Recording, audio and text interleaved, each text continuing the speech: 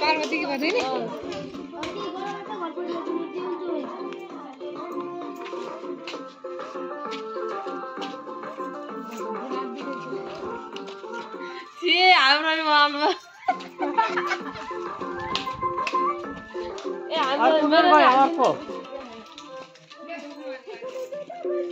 अलि यता आउन भान्जा कहाँ हो त्यो गीत लगाएर पर